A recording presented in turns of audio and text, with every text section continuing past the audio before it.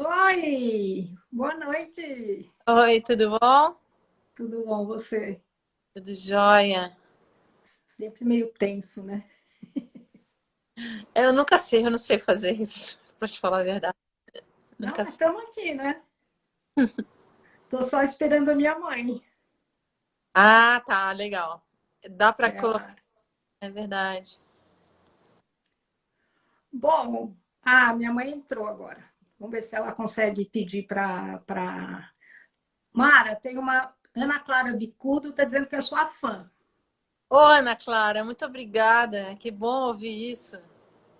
Fico feliz. Muito legal, né? Bom, Muito. Mara, acho que a gente... Vamos começando? Porque eu já saí, já entrei. Vamos. Então, gente, eu tô assim... Bom, vamos esperar minha mãe, daqui a pouco ela... Mãe, você tem que pedir para entrar. Pede para a Luísa te ajudar. Mara, Vera Lúcia também diz que é sua fã. Oi, A Vé. Consuelo também. Você tá cheia de fã, Mara. Bom, que bom estar aqui com vocês. Que legal, fico feliz. Bom, gente, quem não conhece a Mara, ela é jornalista, né, especializada em finanças e economia, SEO e fundadora do canal My News, que eu vi que é referência mundial em jornalismo no YouTube, 450 mil seguidores inscritos, você está de parabéns. É Obrigada. escritora e acabou de lançar o Infelicidades Financeiras. Isso. Mara, o Marcelo Marques está dizendo que ele é o seu fã número um. Tá Fala, difícil aqui. Marcelo. Marcelo acompanha desde sempre. Tá em Brasília ele. Tá aqui. Mara, eu pensei da gente fazer o seguinte. Eu pensei da gente dividir a nossa live em duas partes. Assim, uma parte mais ampla, que foi o que eu te mandei, e depois falar um pouco de algumas coisas relacionadas a casamento, algumas coisas que eu separei para você.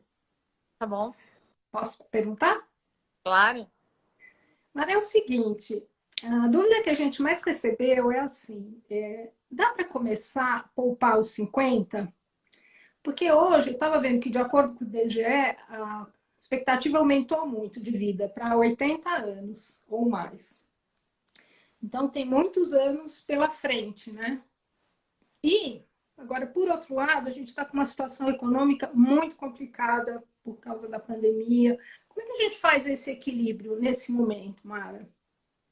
Então, essa pergunta é muito interessante, né? Porque, primeiro, lógico, aos 50 você é muito jovem ainda.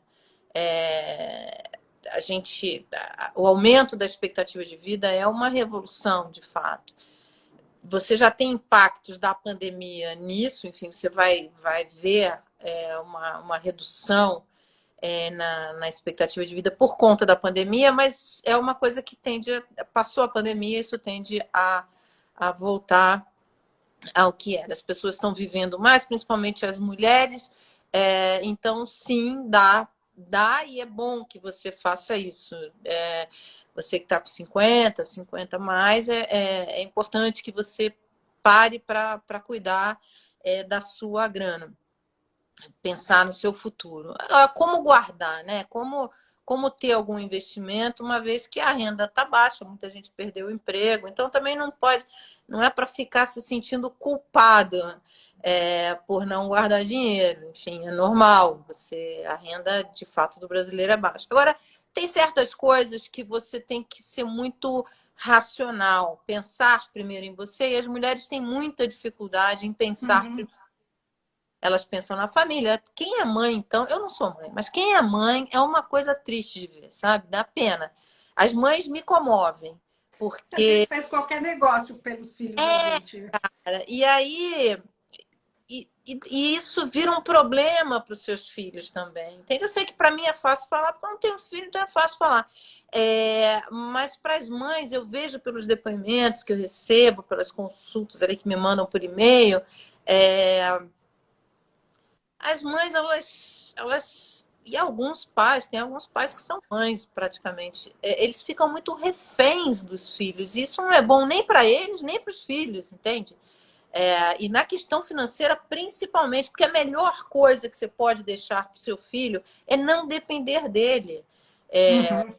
Tem o Alexandre Kalash, que é um médico Sim. brasileiro que criou o Programa de Envelhecimento Ativo na OMS, ele cita uma pesquisa feita no Brasil com mulheres que se aposentaram e foram morar com os filhos. Lindo, né? Foram morar com os filhos, que legal, que romântico, que bom que os filhos acolhedores são as mais depressivas, porque vão morar com o filho, sabe? O filho tem a vida dele, tem a casa, tem a família dele, tem os seus próprios desafios ali, e aí ainda tem que cuidar da mãe. E aí a mãe fica no, sabe, incomoda o neto, porque vai ficar no quarto do neto ou não. Então, isso de fato é um problema. Tem um filme muito bom, eu não sei se está no streaming atualmente, eu acho que está. É um filme argentino chamado Conversas com Mamãe ou Conversando com Mamãe, algo assim. Eu vou olhar. Uhum. E é espetacular. E reflete bem esse tipo de problema, porque ele faz um recorte na Argentina, no auge ali da crise argentina, no início dos anos 2000. E aí ele mostra esse recorte de como a família vai pega o apartamento da mãe, tenta resolver os seus problemas financeiros com a mãe. Só que a mãe não permite. Então é muito interessante, os diálogos são muito interessantes e muito reais, porque isso acontece. Muitas mulheres, pais também, abrem mão da sua vida, sabe? Para atender demandas dos filhos que ela não precisaria atender. Olha só, eu não estou falando para você deixar seu filho passar fome, nem passar necessidade, entende? Mas entre passar fome e passar necessidade e você abdicar da sua vida para dar, sei lá, coisas que talvez o seu filho conquiste, sabe? E é bom que ele conquiste e que não esteja dando. Desculpa. Nesse sentido, eu vou para frente da entrevista, depois a gente volta, tá? Quando você fala que essa mãe ou esse pai, eles ficam... minha mãe está dizendo que não conseguiu entrar, mas ela está aqui. Boa noite, mãe. Quando você fala, né, desse pai e dessa mãe que ele está refém dos filhos, o que vem aqui também, que eu ia te perguntar lá na frente, e quando essa mulher ela se torna também dependente do marido, que era uma coisa que eu ia te perguntar lá na frente, porque ela vai ser dependente do filho ou vai ser dependente do marido, de qualquer maneira, ela vai estar refém. Você me falou um dado super importante, que mulheres eu não gosto de falar terceira idade, mas eu fui ver 70, 80 anos que estão numa situação, fica uma velhice miserável, né? Isso são dados, tem pesquisas sobre isso em vários países, tem uma ONG americana que trabalha com educação financeira de mulheres e que faz pesquisas com uma certa frequência e apontando isso, do risco de pobreza na maturidade, na terceira idade, enfim. E por que isso acontece? Porque as mulheres cuidam mais da família do que delas mesmo. Então, isso é um problema. O lance de depender do marido. Você ainda tem muitas mulheres, e normal, e no Brasil, se o país enriquecer, enfim, você vai ter menos empregados domésticos, vai ser mais difícil você ter empregado doméstico. Então, se você resolver ter filho, você provavelmente, um dos dois vai ter que ficar em casa para cuidar dos filhos até determinada idade, enfim. Isso já acontece em países desenvolvidos. Muitas mulheres que não trabalham fora, né, trabalham em casa, cuidam da família, ajudam, organiza a casa, administra a casa, ela acaba esquecendo dela. Então, pelo fato de não trabalhar fora, por exemplo, um erro clássico, ela não cuida da própria aposentadoria. E tem que cuidar. Porque ela tem que se aposentar, entende? Mesmo sendo uma pessoa que não trabalha fora de casa. Uhum. Ela trabalha, só que ela não trabalha fora de casa, o trabalho dela é doméstico. E é um trabalho importante, né? Então, ela tem que ter sua vida regularizada no INSS e, se necessário for, fazer uma previdência complementar. E quem que vai pagar isso? O marido. É o marido que vai pagar. Porque a renda é a renda da família, não é dele. Entende? Então, ela tá fazendo um trabalho que é dos dois, que é cuidar da casa, cuidar dos filhos, administrar tudo isso. E isso é extremamente... Você tem casos interessantíssimos. Tem um caso no final dos anos 80, nos anos 90, se eu não me engano, que aconteceu nos Estados Unidos com um grande executivo de uma multinacional, que ele se separa da mulher e aí ele se separa da mulher e tal, dividem o patrimônio, tal, e a mulher pega e entra na justiça para pegar ações dele que ele tinha da empresa onde ele trabalhava, porque uma forma de remuneração é você receber stock options, né? Opção de ações. Uhum. E, e ela entra na justiça porque ela diz o seguinte, ela fala assim, olha só, você entrou nessa empresa, você era estagiário, e eu te ajudei a chegar na presidência dessa empresa, porque eu fiquei trabalhando em casa, cuidando dos seus filhos, fiz jantares para receber seus clientes, para receber seus chefes, enfim, eu fui uma mulher corporativa ali, eu estava do seu lado te ajudando nessa carreira. Então, nada mais justo que eu tenha direito às suas stock options, por exemplo. E ela ganhou, inclusive montou uma fundação para ajudar outras mulheres a fazerem a mesma coisa. Então, eu vejo que tem mulheres que têm um pouco de... Por exemplo, hoje, né? As mulheres trabalham, as mulheres têm independência. Ótimo, perfeito, legal. Mas tem mulheres que estão em casa, porque não podem trabalhar. E se isso for um acerto do casal, o cara tem que saber que ele tem que assumir isso. Porque é o seguinte, o que acontece? O que acontece é que o tempo passa e depois vem uma separação, por exemplo, né? Aí ele pega e fala assim, olha, eu já vi esse caso, já vi casos como esse. Você é advogada, né? Você é advogada, vai trabalhar, cara, eu não vou te dar pensão. Você é advogada, não vou te dar pensão. Você é uma mulher independente. Acontece que ela passou 30 anos cuidando dos filhos dele, entendeu? Dele e dela. Então, quem paga esses 30 anos de INSS? Quem é que paga esses 30 anos de Previdência Complementar, por exemplo? Entende? Não dá. Ela ficou 30 anos fora do mercado de trabalho com a anuência dele, né?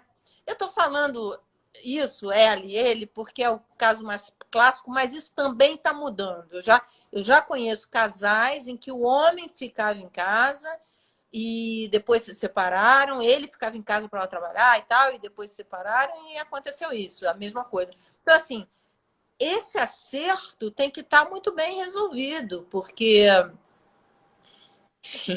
sabe, é um casal, resolveu tocar um empreendimento, quer ter filho, quer ter casa, enfim, criar as crianças, tem que ter gente para criar as crianças, para educar, entendeu? Para fazer essas Você coisas. acha que, pegando o nome, do que eu falei, nós fomos lá para frente, depois a gente volta. Em cima do que você está falando e pegando pelo nome do seu livro, você acha que essa é a maior infidelidade financeira que pode acontecer dentro de um casal? Vamos pensar que a gente não está falando desse casal, que o marido tem stock options, que é uma situação um pouco mais pé no chão. Essa é a maior infidelidade? Quer dizer, é uma sacanagem, digamos. Como é que essa mulher que se viu nessa situação agora, como é que ela vai se proteger, né? Você está falando uma coisa muito legal. O Renato está falando que ele fica em casa cuidando dos trabalhos domésticos, que é invertido, né? O que a gente pode fazer, Mara, para se proteger um pouco? Mais normal. Essa situação do Renato é por isso que eu falo ela, mas pode ser ele, é quem ficou em casa, entendeu? A infidelidade financeira ela pode acontecer de várias formas. Isso daí, sem dúvida nenhuma, é uma forma. E o que é a infidelidade financeira? É você ser infiel, é você não ser. É você não compartilhar, sabe? Se vocês estão juntos, tem um projeto em comum, que é o casamento, você não precisa casar hoje para rigorosamente nada, né? Você não precisa casar para ter filho, você não precisa casar para envelhecer, você precisa ter um plano de saúde para envelhecer, você precisa ter um cuidador, uma cuidadora, enfim, esse tipo de coisa, mas não de marido, né? Então, por que você casa? Porque você encontrou alguém legal, porque você encontrou alguém que vale a pena compartilhar ali um futuro, enfim. E aí é importante vocês acertarem as bases desse empreendimento, que que vocês estão fazendo juntos, entendeu? Então, qualquer coisa. Então, isso é uma forma de infidelidade financeira? É sim. Outra forma de infidelidade financeira muito comum e que acaba causando estragos no casamento muito sério. Casamentos, assim, gente que se ama de verdade e que acaba sendo afetado por esse tipo de sentimento, que é o quê?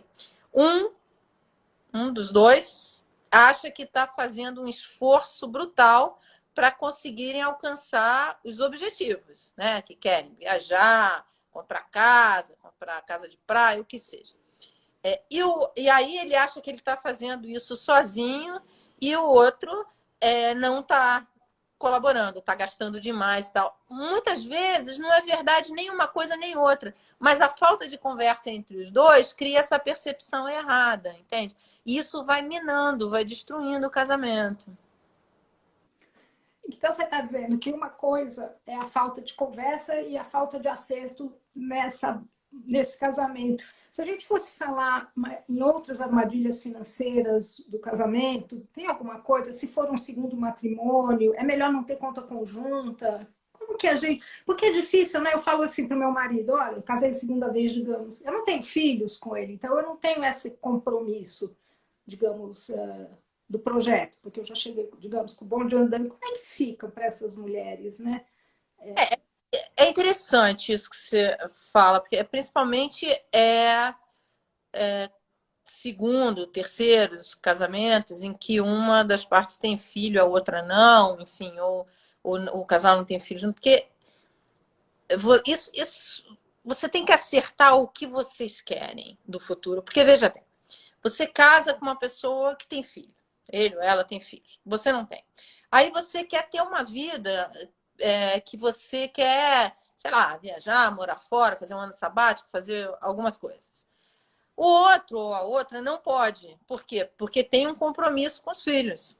Porque tem que pagar isso, aquilo. E aí entra a questão, que é aquilo que eu te falei. Tem pais e tem mães que acham que tem que dar a vida para os filhos inteira. Entendeu? Ok, lindo, maravilhoso. Mas tem gente que pensa diferente, que fala assim, não, olha, eu quero que meu filho siga a vida dele, vou cuidar até aqui, paguei estudo, agora é com ele, né? Ele vai porque eu também quero aproveitar, eu também. Mas tem gente que não, que quer sustentar o neto, quer sustentar a pós do filho, não sei o que, não sei o que lá. E eu tenho uma amiga que o filho, menino ótimo e tal, e se formou, e em uma bela escola, uma bela faculdade, ótimas notas e tal, e falou para ela, olha, eu vou seguir uma carreira acadêmica, eu quero agora fazer um curso não sei de quê no exterior. Aí ela falou, legal, ótimo, só que agora você vai atrás de bolsa, porque eu agora não posso mais te sustentar, não tenho como. Uhum. Agora eu tenho que cuidar da minha vida. E ele fez isso, entende? Mas tem mães que não têm essa posição assim tão clara, e pais também, que não têm essa posição, não falam, ai, não, meu filho quer fazer isso, meu filho quer fazer aquilo. E aí ele acaba vivendo em função do filho, ou da filha, enfim. E o outro? E o outro quer viajar, quer fazer outras coisas da vida, entende? Quer comer fora, quer sei lá o quê, enfim. E fica amarrado num compromisso que não tem nada a ver. Isso inviabiliza uma relação. Então, assim, essa questão de saber o que queremos é o fundamental. Eu, uma vez, quando eu estava na CBN, recebi a dúvida de um piloto. Ele era piloto de uma companhia comercial e ia se aposentar. Então ele falou assim, Mara, olha, eu tô com uma dúvida aqui, eu e minha mulher, porque meus filhos casaram, então já não moram mais. Nós fizemos uma casa muito bonita, linda, grande, só que as crianças cresceram, casaram, foram morar fora, enfim, não estão mais. Então eu falei para minha mulher o seguinte, eu falei, olha, vamos vender essa casa, a gente compra um apartamentinho menor, um flat, e vamos viajar, vamos curtir a vida, porque, enfim, vou me aposentar, a gente vai viajar, vai viajar. Aí ela virou e falou o seguinte, isso ele contando, me mandou um e-mail contando essa história. Aí ela vira e fala o seguinte, não, vamos vender a casa. Essa casa, a gente não tem, nunca mais vai ter dinheiro para fazer uma casa como essa, e vão chegar os netos, os filhos vão vir aqui, a gente tem que ter uma casa para receber os netos, não sei o que. Aí a pergunta dele para mim era assim, o que eu faço? eu vendo a casa, é melhor eu vender a casa, pegar o dinheiro, comprar, aplicar o dinheiro, ou é melhor não vender a casa, porque os netos vão vir? O que que eu faço? Eu me separo, né? Eu falei, procura um terapeuta, cara, porque claramente esse casamento chegou num ponto em que vocês têm objetivos divergentes, entendeu? Então, a primeira coisa é procurar um terapeuta. A parte financeira é a parte mais fácil de você resolver depois. Primeiro, vocês querem coisas completamente diferentes. Você quer viajar, curtir a vida, ela quer ficar cuidando de neto, cara. Tem alguma coisa de errado nisso? Nenhuma, nenhuma. Você pode querer viver a sua vida ali, cuidando dos filhos, dos netos, dando os filhos em volta. Eu vejo minha mãe adora estar com os filhos em volta, com os netos, que é feliz, assim, não tem nada de errado. Só que tem gente que pensa diferente, tem gente que quer outra coisa, entendeu? Então, quando você coloca essas duas coisas juntas, não vai dar certo, não vai dar certo. É apurrinhação. Então é melhor você procurar alguém que esteja na mesma vibe que você, entendeu? Ou Olha, você está falando tanta coisa, o Marcelo mandou uma falando assim, são os filhos tiranos, porque nisso tudo tem falta de conversa, tem culpa, tem, né, fora o dinheiro, tem tantos outros elementos, né, culpa, tem muita culpa. Tem pais e tem mães que não se permitem ser felizes, porque carregam uma culpa muito grande. Então fica um bolo, né? Uma confusão. Falar disso melhor é a Silvia do que eu, né? Pena que ela não está aqui agora. Era aqui Mas numa história que eu não sei bem, mas é o que eu vejo, que eu... Então vamos para a parte prática, Mara, que é o seguinte, vamos voltar um pouco lá para trás, que era no começo. Tem uma querida seguidora que ela fala o seguinte, que eu acho que vale para muita gente, que ela consegue pagar todas as contas, mas que no final do mês ela não tem nada para ela. Vamos falar um pouco de serviço, da coisa prática? Ó, eu aprendi uma coisa nesses anos de cobertura de finanças pessoais, eu aprendi uma coisa que eu acho... Você vê muitas regras, planejadores, gurus financeiros e tal, gente que tem de tudo. Mas eu vi uma coisa que eu gostei muito e sigo isso. Acabei adotando isso para mim. Cada pessoa vai adotar o que acha melhor, tem várias formas. Mas é o que eles chamam de pague a você primeiro. O que é isso? Você estabelece uma meta. O que eu quero? Eu quero dinheiro para aposentadoria, eu quero dinheiro para viajar, eu quero dinheiro para trocar casa, eu quero dinheiro para trocar sei lá o quê.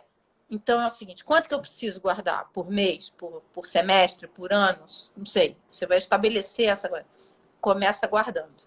Depois você faz o seu orçamento. Então o seu orçamento é 100, você pega 10, ou 20, ou 5, aí você que vai determinar, dado o seu objetivo. Você tira isso, faz a aplicação e vive com o que sobrar. Porque se você for esperar sobrar para guardar, não vai sobrar. Principalmente... sempre a gente faz assim, né? No fim, fala assim, no fim que sobrar eu guardo, né? É o contrário, é outra lógica. Eu achei isso muito válido e adotei isso para mim, para te falar a verdade.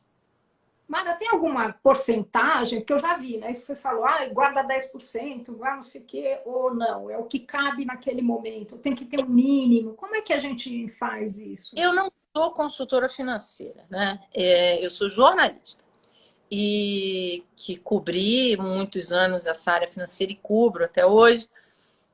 E o que eu vejo, cada consultor fala uma coisa, enfim, que parece muito fácil, parece que você vai ficar rico dando 3 pulinhos, bebendo água gelada e você fica rico. Não, não é assim. Ficar rico é uma coisa um pouco mais que você vai desprender um pouco mais de...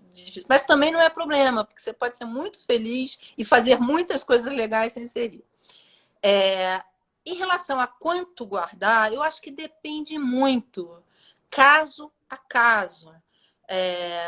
E depende muito do momento da vida. E você pode começar guardando um tanto e terminar e depois aumentar, ou começar mais e depois diminuir. Isso é muito flexível. O importante, eu sempre falo assim, guarde pouco, mas guarde sempre.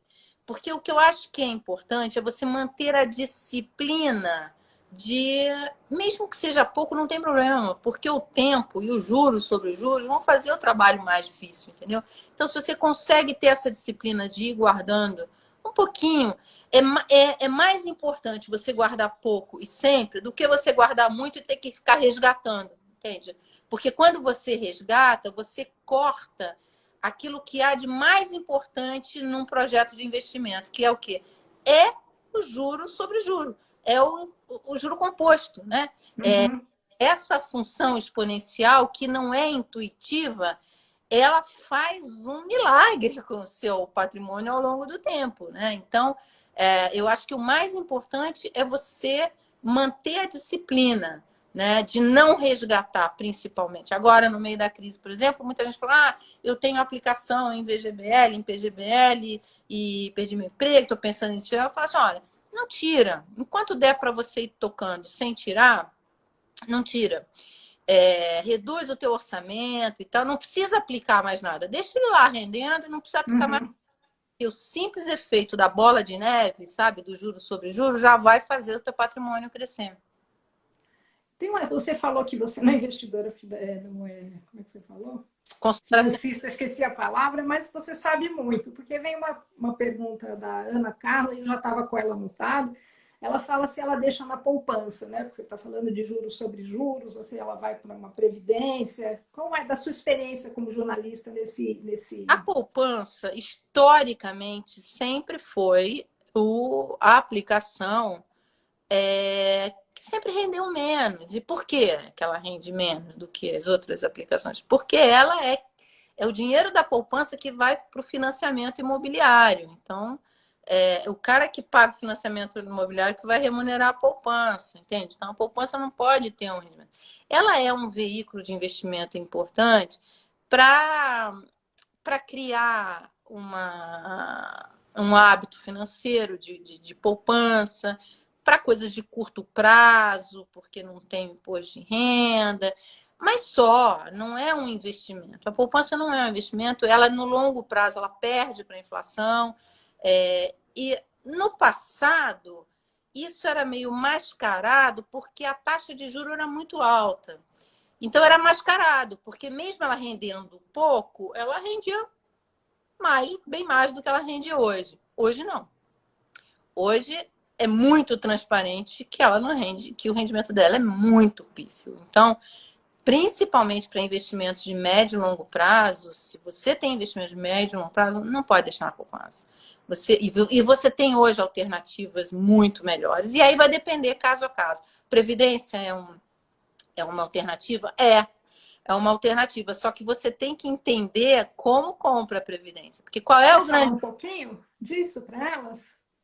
qual é o grande atrativo da Previdência? É a questão fiscal. Então, você tem que aprender a fazer o uso do benefício fiscal.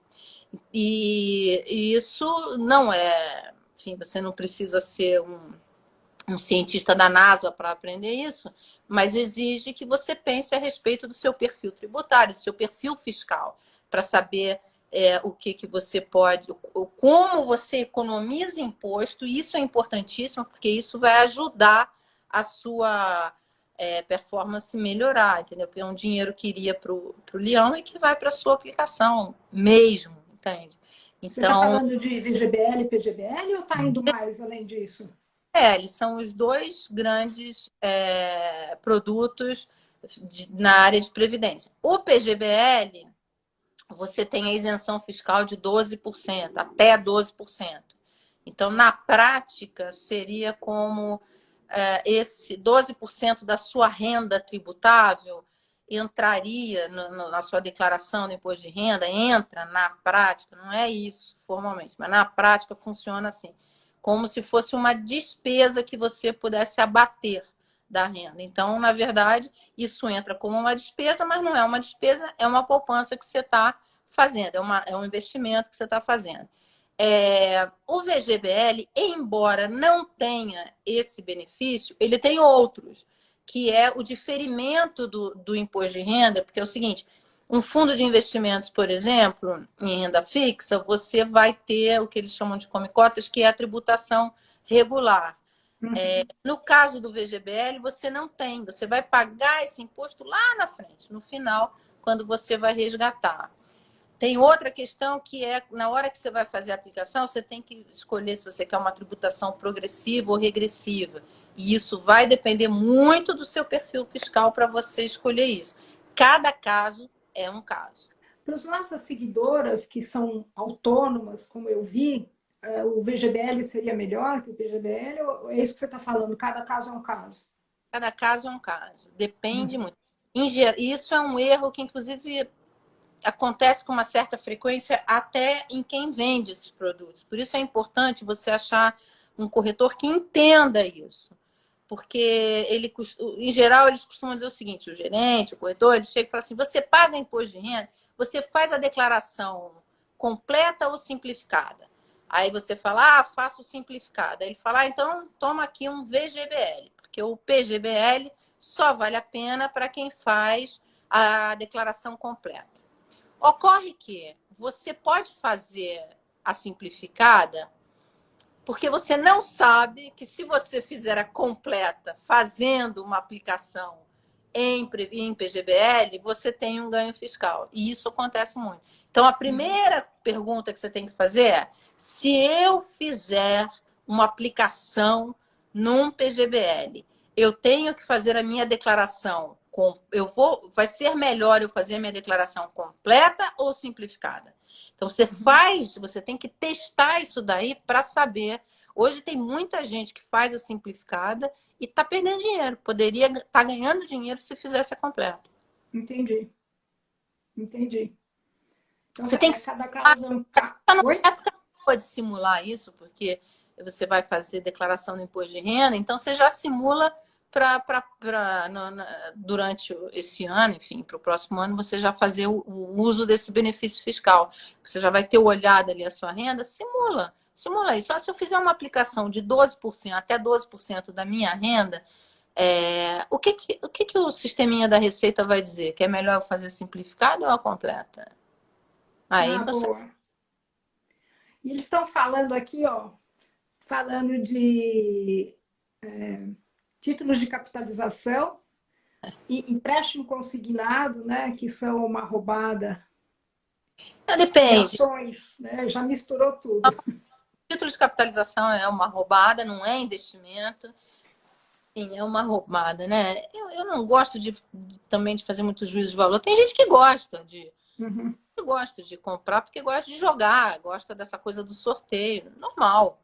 Desde que você saiba que isso não é investimento, entende? Então, o que uhum, eu acho que é a roubada é você comprar um título achando que é investimento. Isso eu acho errado. uhum. Qual foi a outra pergunta que você falou? Dos consignados, porque tá O uma loucura agora, né? consignado é uma roubada? Não, consignado não é uma roubada. Nada é ótimo. Desde que você saiba para que você vai usar esse dinheiro. Por quê? Porque se você precisa tomar uma dívida, o consignado pode ser uma alternativa muito boa, porque ele vai te dar uma taxa menor. Então, ele tem uma taxa menor. Qual é a roubada do consignado? É que as pessoas saem tomando um monte de consignado, acabam burlando a própria legislação e tomando um endividamento maior do que a legislação permite. E pior, e aí entram as mães, os pais, os avós, né? A turma que está aposentada vai atender a família, né? Uhum, A família quer trocar a geladeira, quer trocar a televisão, quer fazer não sei o quê. Não, consignado não é para isso. Não, consignado não é para isso. E aí acaba, e eu vi casos, uma vez quando eu estava na TV Globo, chegou um caso lá para a gente falar no JG, um case, que era de um senhor que estava com consignado e não tinha, ele tinha tomado consignado, ele tinha feito um consignado no nome dele, mas o dinheiro não era para ele. E a pessoa que tomou não pagou e não sei o que dizer. Aí eu li o caso e falei com a produção. Eu falei, vai atrás dele, porque eu sou capaz de apostar que foi o neto que pegou esse dinheiro, sabe? Foi alguém assim. Não deu outra. Foi o namorado da neta. Ele pegou o dinheiro pro namorado da neta, a neta não namorava mais o cara não pagou mais. Entende? e sobrou para ele resolver isso daí. Tá errado. Então, a culpa é do consignado? Não, a culpa é da neta, do namorado da neta e dele que deixou isso, né? Então, é muito importante que as pessoas tenham ali... Eu sei que é difícil, né? É difícil você falar para uma filha, para um filho, para um neto, para uma neta, falar dizer não, né?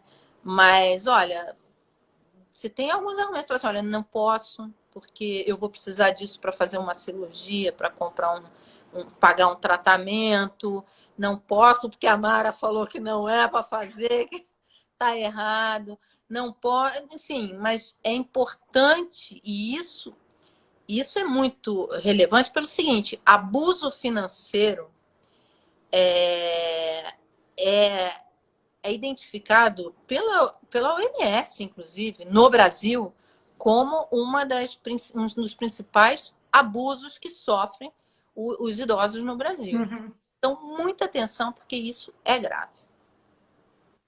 E nessa linha roubada que você está falando, que são coisas básicas, mas são juros do cartão também. Achei legal o que você falou. Quer dizer, para onde vai esse dinheiro, né? Para pagar mais, né? Os do cartão, cartão e cheque especial são os piores. Tem que aprender muito isso daí, porque agora tem agora não, já há algum tempo tem uma legislação do Banco Central que em tese é para te proteger, que é uma forma de educação financeira, mas acaba virando uma roubada, que é o seguinte, você pagou, não conseguiu pagar o cartão inteiro por 2 meses consecutivos, no segundo mês você não consegue, o banco entra com uma linha de financiamento para financiar para você. Só que essa linha que ele entra é muito cara, entende? Então, não adianta, é mais barata do que o do cartão? É mais barato, mas é cara igual. É muito cara. É mais barata, mas não significa que seja uma linha barata, entendeu? Ela ainda é muito cara e acaba te empurrando para um financiamento que você não queria fazer. Então, muita atenção com isso. E essa questão de tomar dívida, financiamento, não está errado você tomar dívida. A dívida é um instrumento legítimo, o financiamento é legítimo para você alcançar alguns sonhos, para financiar algumas coisas. Só que você tem que saber se endividar, entende? É legal falar um pouco disso, porque principalmente agora, Mara, as pessoas estão muito sem dinheiro, né? Então, Uma vez eu fizeram uma entrevista num podcast e perguntaram: você como é que as pessoas fazem para ver o orçamento nesse momento de crise, de pandemia, não sei o quê? Eu falei, olha, a coisa mais importante nesse momento é você saber que talvez você tenha que tomar um endividamento para atravessar esse momento. E tudo bem, né? Porque estamos todos passando por momentos difíceis. Quem tem empresa, pequena empresa, média empresa, microempresa, só que você tem que saber se endividar. Isso é importante. Isso significa o quê? Na Você tem prática. linhas de crédito primeiro. Você tem que descobrir qual é a linha de crédito que você precisa. Se você vai tomar, por exemplo, você é autônoma e com a pandemia você ficou sem trabalho ali, enfim, sei lá, você faz fotógrafa. A gente entrevistou hoje uma fotógrafa que fotografa eventos, então está sem trabalhar. Então, você vai passar um tempo ali sem receber, vive disso e vai passar sem receber. Como é que você faz? Então, vou atrás de uma linha que eu consiga viver um período e depois, quando o trabalho voltar, né, eu consiga pagar essa linha. Então, ela tem que ser, primeiro, barata. Né? Tem que ser uma linha mais barata. Não pode ser o cheque especial. Não pode ser o cartão de crédito. Não pode nem ser um financiamento ao consumidor. Tem que ser uma linha mais barata. Segundo, é importante que ela tenha uma carência para você atravessar esse prazo. Uhum. Bom, carência, e você hoje acha carência de 3, 6 meses até. Então, é importante que essa linha tenha uma carência, porque é o prazo, é o tempo que você vai ficar sem trabalhar, que não vai conseguir pagar. Então, tudo isso você tem que ponderar. Quem está me ofertando linha? Onde eu acho essas linhas de crédito? Então, você tem os bancos, mas não só mais os bancos. Hoje você tem as fintechs aí que aparecem, e você tem as cooperativas de crédito. As cooperativas de crédito são importantíssimas. O custo de um financiamento numa cooperativa de crédito é muito, mas muito mais baixo do que num banco. E mesmo do que numa fintech, sabe? Então tem que conhecer. Hoje qualquer pessoa pode ser um cooperado. Eu sou cooperada, eu tenho uma conta numa cooperativa. É mais barato. Você pode ter a conta da sua empresa lá também. Então, tem que conhecer, tem que se informar, conhecer as linhas que estão disponíveis, pesquisar, cotar. Um exemplo que eu costumo dar é carro, né? Você vai comprar carro, você pesquisa qual é o melhor modelo, o mais econômico, não sei o quê, pesquisa preço, pesquisa o diabo. Aí descobriu o carro, achou o carro que você quer comprar, aí você compra, financia com o crédito que a concessionária te dá ali na hora. Cara, tem que pesquisar o financiamento também, sabe? Qual é o financiamento que você vai pegar para financiar esse carro? Tem que ser mais barato, enfim, você tem que ir atrás, cotar ali nos 3, 4 para poder ver qual é o que vai financiar o seu carro. Nessa linha, tem uma pergunta que eu acho que é até interessante, que é sobre plano de saúde. Quer dizer, eu pago um plano, eu guardo esse dinheiro para uma emergência. Como é que é isso? É uma pergunta da Cláudia, porque também está complicado, né? Olha, Cláudia, essa pergunta é super importante. O plano de saúde, eu por muitos anos paguei um plano de saúde caro, empresarial, porque estava eu e minha mãe, enfim, eu tenho uma certa idade, então tinha um plano muito caro. Só que esse plano foi ficando muito caro, muito caro, muito caro, muito caro. Aí um dia, conversando com o meu médico, ele me pediu para fazer uma série de exames, eu fiz, mas ele pediu para eu fazer num hospital que era o hospital ali perto, onde ele era o chefe da área, sei lá. E aí eu fiz, e comecei a fazer os exames lá. Aí eu falei para ele, doutor, eu estou pagando caro esse plano de saúde porque ele me dá acesso a alguns hospitais que tornam o plano muito mais caro. Eu não estou usando esses hospitais, até porque você atende em outro hospital, que é muito bom também, por sinal. Só não está naquela faixa, naquele topo. Top. Aí ele falou, olha, mano, de fato você não precisa. Eu falei, pô, porque a diferença é tão brutal que eu posso guardar esse dinheiro e se precisar eu pago lá na frente, entendeu? Aí eu perguntei isso para ele, existe uma diferença? Ele falou assim, sinceramente não. Em termos de equipamento e tal, você tem acesso nesse hospital também. O outro é mais, enfim, tem mais nome, tem um marketing em cima. Aí eu mudei, eu fiz essa mudança para essa categoria que me dava uma categoria menor. E isso já me deu uma economia muito grande. Nos últimos 2, 3 anos, aí o plano, enfim, a gente vai envelhecendo, né? E o plano vai, né? Vai aumentando. E aí o plano chegou a um valor assim muito, muito alto. Mas você fica pensando, pô, não vou ficar sem plano, não vou mesmo. E aí, eu conversando com a minha prima que trabalha nessa área e tal, ela falou, pô, você paga muito caro nesse plano, você tem plano que vai te dar a mesma coisa num valor menor. Eu falei, pô, mas a minha mãe, não sei. Resumo da ópera, eu troquei de operadora. Sabe, uma operadora que eu tratava há 20 anos, eu troquei por uma nova operadora e tô feliz com ela. Até agora não tive nenhum problema, não. Porque dá um valor muito menor. Então a gente tem que ser muito, muito racional nisso daí, sabe? Porque senão você acaba.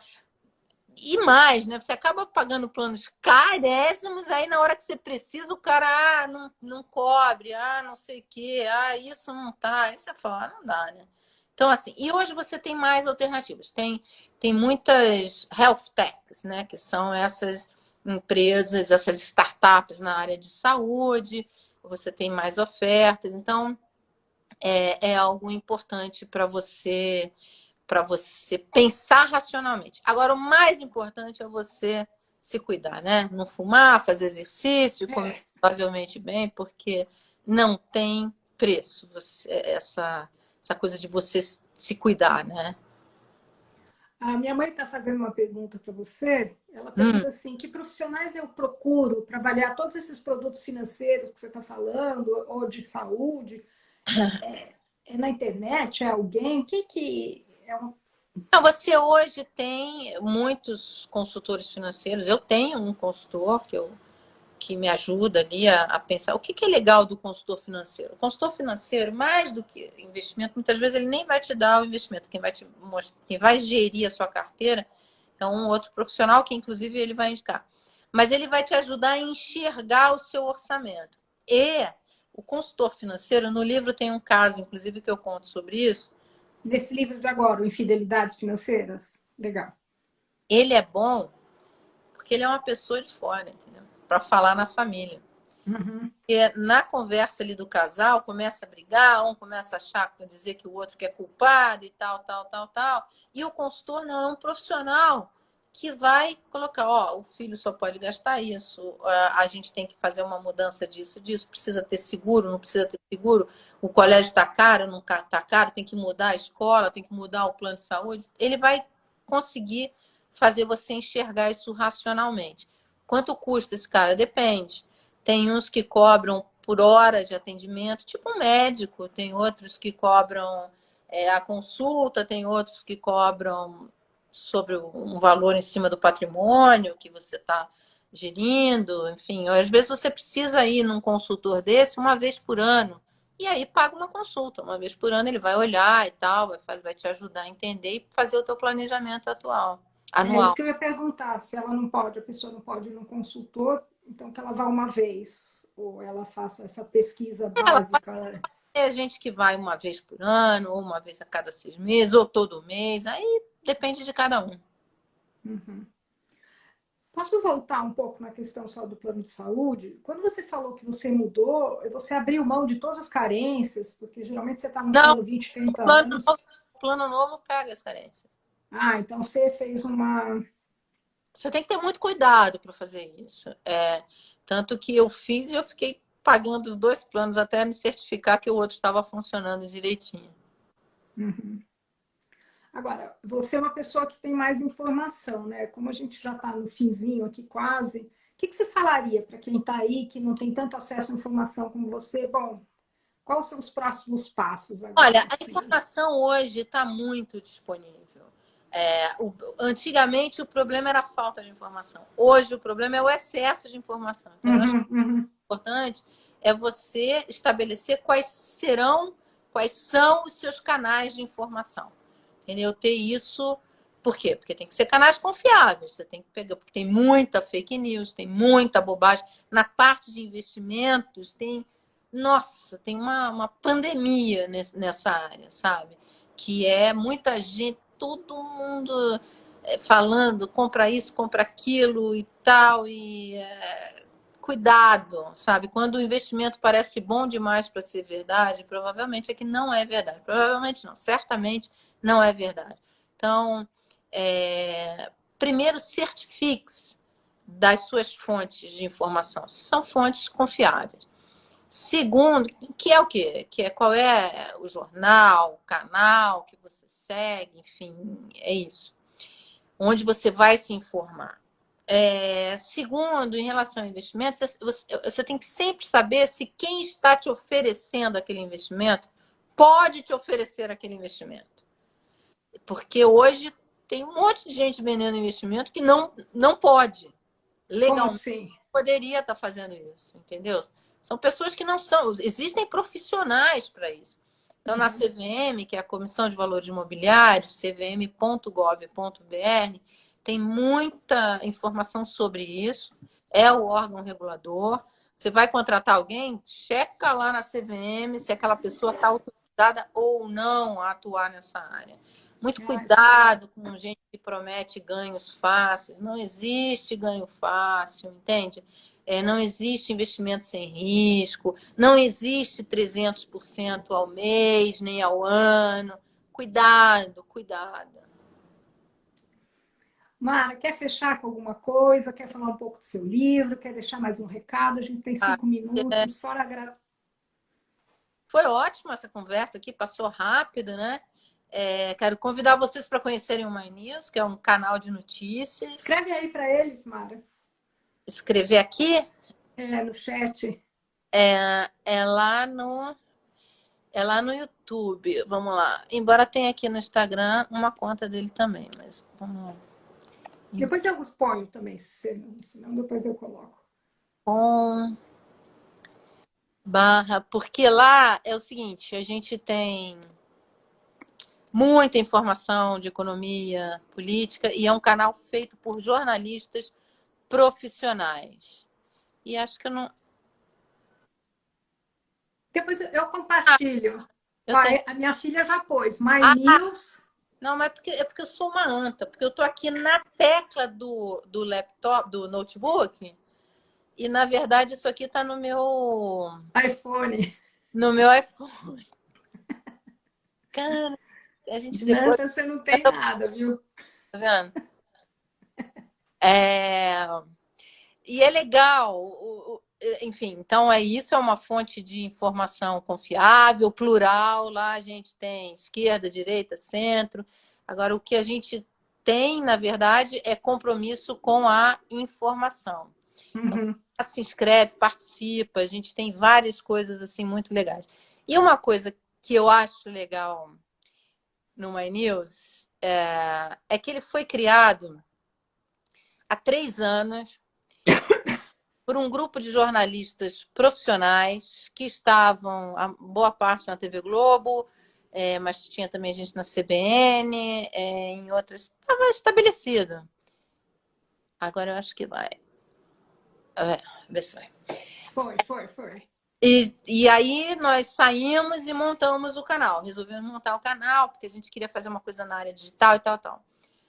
E é uma startup, foi considerada pelo Google como benchmark em jornalismo no mundo para a plataforma.